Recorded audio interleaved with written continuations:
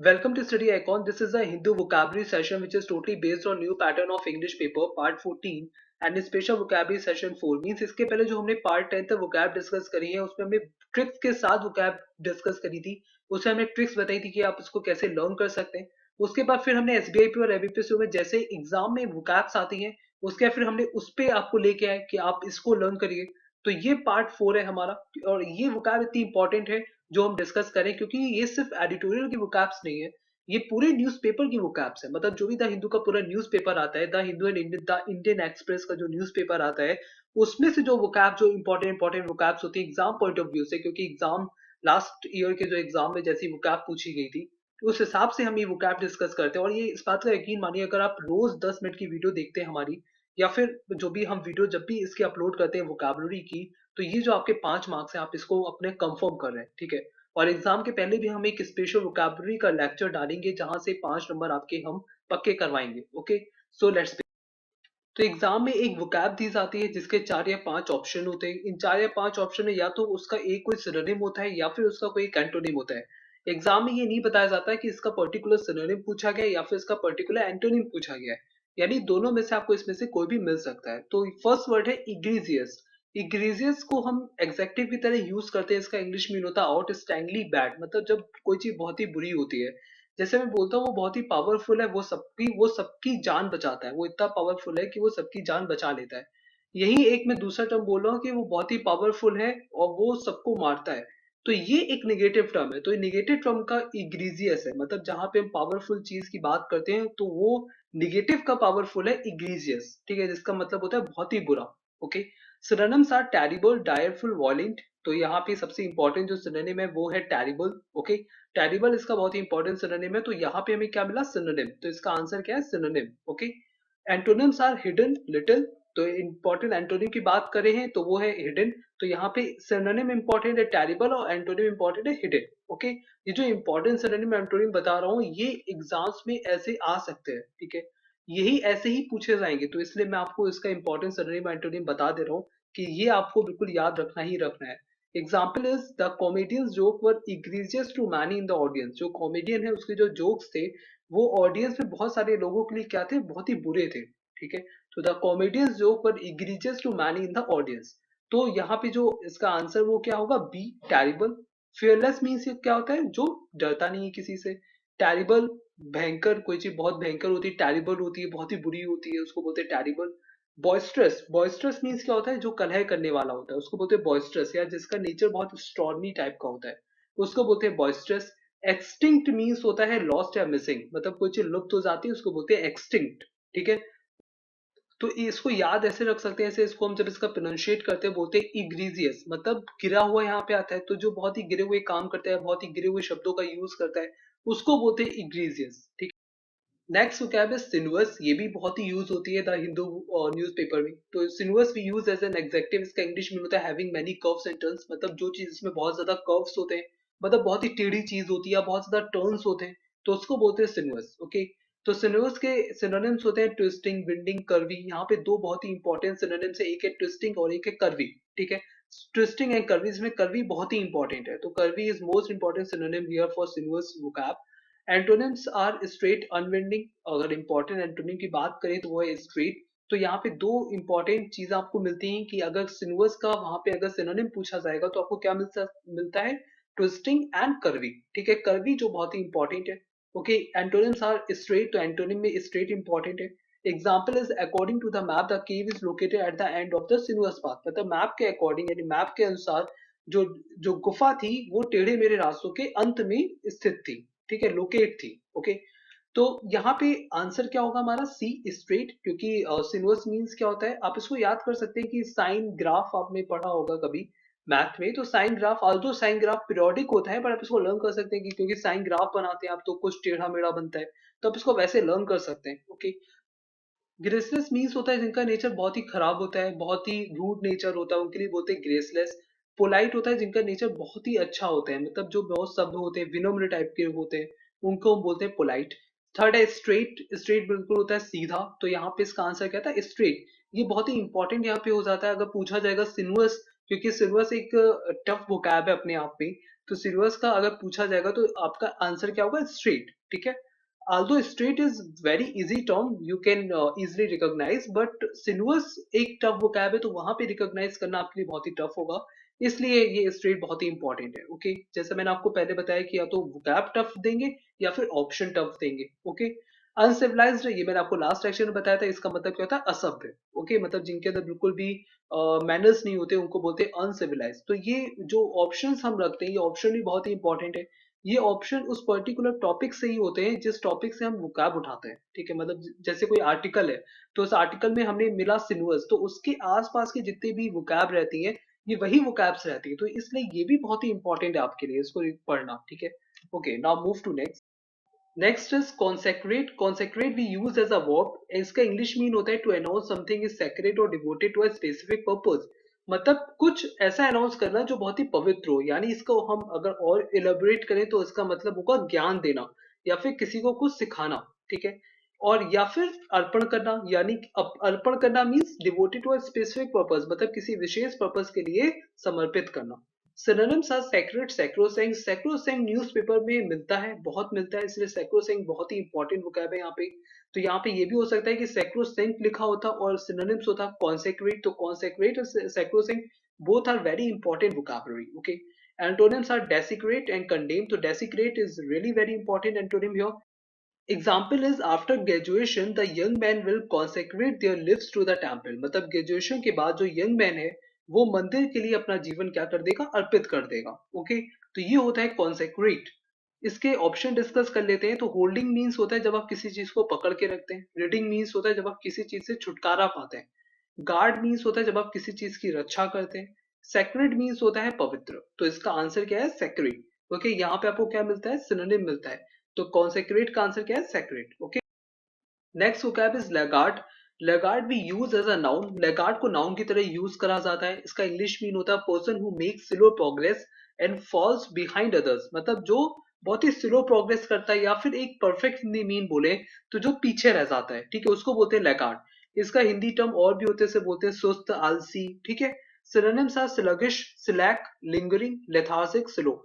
बहुत इंपॉर्टेंट यहाँ पे दो vocab है, एक है स्लगिश और एक है लेथार्जिक, ठीक है। ये दोनों आपको मिल सकती हैं।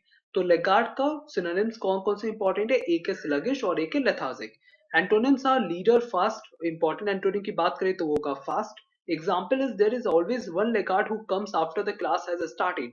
मतलब एक ऐसा पीछे जरूर रह जाता है जो क्लास स्टार्ट होने के बाद आता है, ठीक है। तो वन लेगार्ड मतलब जो पीछे रह जाता है। ऑप्शन डिस्कस कर लेते हैं। तो स्लगिश, स्लगिश मीन्स क्या होता है? मंद और आलसी के लिए हम स्लगिश का यूज करते हैं, स्लगिश वोकैब का यूज करते हैं। क्लैंडस्टिन मीन्स होता है कोई इलीगल या फिर कोई चुपचाप करना, किसी चीज को सीक्रेट रख के कोई चीज करना, उसको बोलते हैं क्लैंडस्टिन। ये भी बहुत ही इंपॉर्टेंट वोकैब है। स्क्रैम्बल मीन्स होता है स्ट्रगल, जब आप आगे बढ़ने के लिए स्ट्रगल करते हो उसको बोलते हैं स्क्रैम्बल। और पीस होता है शांति। Okay, now move to next vocab is altercation. There are four options given: squabble, unrelenting, taciturn, stiff, and all four are very important. Okay, so इसको हम यूज करते हैं एज अ नाउन। अल्टरकेशन भी use as a noun. इसका English mean होता है noisy argument और disagreement. मतलब जहाँ पे लड़ाई झगड़ा होता है स्पेशली इन अ पब्लिक, मतलब पब्लिक प्लेस पे जब लड़ाई झगड़ा होता है उसको बोलते हैं अल्टरकेशन, ठीक है। तकरार बोलते हैं, विवाद बोलते हैं। तो ये आप हमेशा ध्यान रखिएगा कि कितना इंपॉर्टेंट वोकैब है कि जब पब्लिक में कोई ऐसा लड़ाई झगड़ा होता है, एक बहुत ही नॉइजी आर्गुमेंट होता है, तो वहां पे मल्टीप्लिकेशन वर्ब का यूज करते हैं। Synonyms are wrangling, squabble, dispute, contention, dispute, controversy, contention, issue। तो इंपॉर्टेंट यहाँ पे केवल तीन vocabs हैं। पहला है wrangling, wrangling बहुत ही इंपॉर्टेंट है। सेकंड squabble एंड थर्ड है dispute। ओके, तो wrangling, squabble एंड dispute ये तीनों ही बहुत ही इंपॉर्टेंट यहाँ पे synonyms है। तो हमें यहाँ पे क्या मिलता है? squabble। यहाँ में क्या मिला? synonym मिला। तो अल्टरकेशन का आंसर क्या है? squabble। ओके, तो स्क्वेबल मीन्स क्या होता है? लड़ाई झगड़ा, ठीक है। ये भी बहुत इंपॉर्टेंट वोकैब है ये। एंटोनिम्स आर काम, हार्मनी, क्वाइट। और example is the entire football team ran onto the field and jumped into the altercation between their teammate and an opposing player। मतलब जो पूरी जो फुटबॉल टीम की थी वो फील्ड पे भागती हुई आई और जो विवाद हो रहा था उनके टीममेट और अपोजिंग प्लेयर के जो विवाद हो रहा था उसमें आके कूद गई, ठीक है। तो यहाँ हम इसलिए बोलते हैं अल्टरकेशन। तो जो पब्लिक प्लेस से जो लड़ाई होती है उसको क्या बोलते हैं? अल्टरकेशन। ऑप्शन डिस्कस कर लेते हैं। तो स्क्वेबल हमें मिल चुका है, लड़ाई करने वाला, ठीक है, जो यहाँ पे लड़ाई झगड़ा होता है। अनरिलेंटिंग, अनरिलेंटिंग हम बोलते हैं जो बहुत ही क्रूअल होते हैं, मर्सीलेस होते हैं, निर्दयी होते हैं। टेसिटर्न, टेसिटर्न हम बोलते हैं जो कम बोलने वाले होते हैं, ओके, उनके लिए वर्ड यूज करते हैं टेसिटर्न। एंड स्टिफ होता है जो हार्ड होता है, कड़ा होता है, वहां पे बोलते हैं स्टिफ, ओके। तो जिसमें से यहाँ पे अगर एक बहुत ही इंपॉर्टेंट जो वोकैब है वो है टेसिटर्न। टेसिटर्न क्यों बोलते हैं? जो कम बोलता है उसके लिए हम क्या वर्ड बोलते हैं? Taciturn, okay. Next vocab is repudiate. There are four options given: tactless, adroit, circumvent, grant. तो अब यहाँ पे हम इसको यूज कैसे करते हैं रिप्यूडिएट को? Repudiate we use as a noun, हम इसको नाउन की तरह यूज करते हैं। इसका इंग्लिश मीन होता है टू रिजेक्ट या रिफ्यूज टू सपोर्ट। अगर हिंदी में बोले तो किसी चीज को मना कर देना, किसी चीज को रिजेक्ट कर देना, या फिर किसी चीज का खंडन कर देना। किसी ने कुछ बोला और आप उसका खंडन कर रहे हैं तो उसको बोलते हैं रिप्यूडिएट, ठीक है। Synonyms are deny, reject, decline, refuse. यहाँ पे दो बहुत इंपॉर्टेंट सिनोनिम है, एक है रिजेक्ट और रिफ्यूज। अगर रिप्यूडिएट पूछा जाएगा, अगर रिप्यूडिएट का, तो रिजेक्ट और रिफ्यूज ये बहुत ही इंपॉर्टेंट सिनोनिम है। Antonyms are accept, allow, approve, grant. अगर इंपॉर्टेंट एंटोनिम्स की बात करें तो क्या है? अप्रूव और ग्रांट। अप्रूव, ग्रांट यहाँ बहुत ही इंपॉर्टेंट एंटोनिम्स है यहाँ पे। Example is during his next speech the president will repudiate blame for the economic situation. अपनी नेक्स्ट स्पीच के दौरान जो राष्ट्रपति हैं वो इकोनॉमिक सिचुएशन पे जो दोष लगे हैं उन सबका क्या करेंगे? खंडन करेंगे। तो ये रिप्यूडिएट होता है जब आप किसी चीज से मना कर देते हैं, जब आप किसी चीज से इनकार कर देते हैं, जब आप किसी चीज को रिजेक्ट कर देते हैं। तो ये बहुत ही इंपॉर्टेंट है, वोकैब है रिप्यूडिएट। ऑप्शन डिस्कस कर लेते हैं। तो टेक्टलेस होता है जिसके अंदर मैनर्स नहीं होते। एड्रॉइट होता है स्किलफुल कोई पर्सन होता है, आप कहते हैं ना बहुत वो बहुत ही स्किलफुल है, उसके अंदर बहुत सारे स्किल्स हैं, ठीक है, वो निपुण है, वो उसको बोलते हैं एड्रॉइट। सर्कमवेंट होता है जब किसी चीज को बिगाड़ देना या फिर धोखा देना, उसको बोलते हैं सर्कमवेंट। और ग्रांट क्या होता है? किसी चीज की मंजूरी देना, अप्रूवल देना, किसी को अप्रूव करना। Next vocab is tautology.